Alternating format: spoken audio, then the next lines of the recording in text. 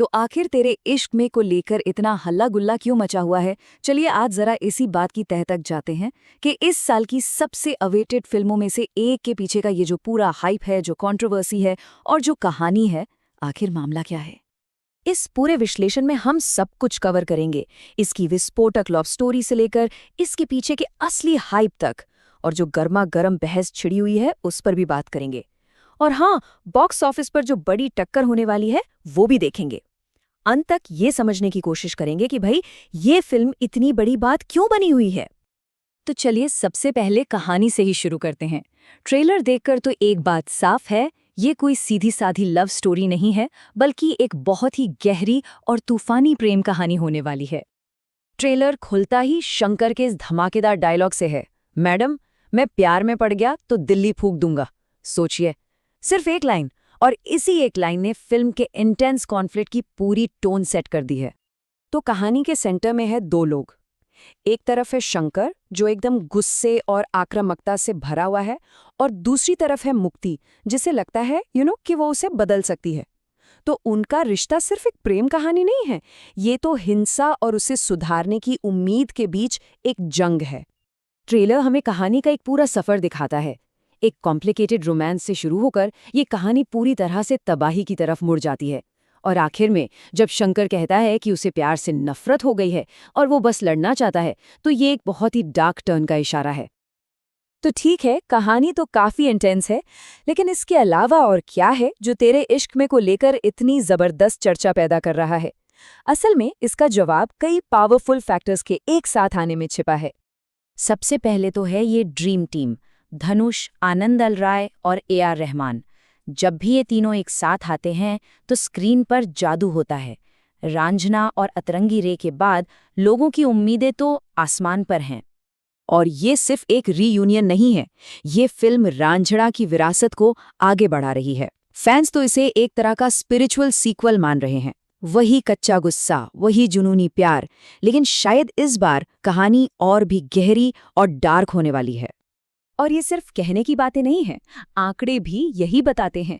IMDb के हिसाब से तेरे इश्क में सबसे ज्यादा इंतजार की जाने वाली फिल्मों में से एक है, जो अपने कॉम्पिटिटर्स को काफी पीछे छोड़ रही है। और जाहिर है AR रहमान के म्यूजिक के बिना आनंद एल राय की फिल्म अधूरी है। जैसा कि रहमान ने खुद कहा है, म्यूजिक सिर्फ गाने नहीं है, ये तो कहानी की आत्मा है जो हर फिल्म के साथ एक नया रूप लेती है। लेकिन हर कोई इस इंटेंसिटी का फैन नहीं है। असल में फिल्म ने रिलीज से पहले ही एक बहुत बड़ी बहस छेड़ दी है। ये बहस पुरानी है, लेकिन आज के दौर में पहले से कहीं ज्यादा जरूरी हो गई है कि जब हम स्क्रीन पर इस तरह का टॉक्सिक रोमांस देखते हैं तो क्या ये सिर्फ मनोरंजन है या फिर ये असल जिंदगी में लोगों की सोच पर असर डालता है। और इंटरनेट पर तो राय एकदम बंटी हुई है। एक तरफ वो लोग हैं जो कहते हैं देखो ये रियल है, ऐसी क्रेजी, पैशनेट और कॉम्प्लिकेटेड रिलेशनशिप्स होती हैं। तो वहीं दूसरी तरफ एक बहुत बड़ी आवाज उठ रही है जो कह रही है भाई अब बस करो, हमें इस तरह के टॉक्सिक बिहेवियर को ग्लोरीफाई करना बंद करना होगा। तो ये सारी बहस बॉक्स ऑफिस पर क्या असर डालेगी? क्या कोई भी पब्लिसिटी अच्छी पब्लिसिटी होती है वाला पुराना फॉर्मूला यहाँ काम करेगा, या फिर ये कंट्रोवर्सी ऑडियंस को दूर कर देगी? और मुकाबला भी कोई आसान नहीं है।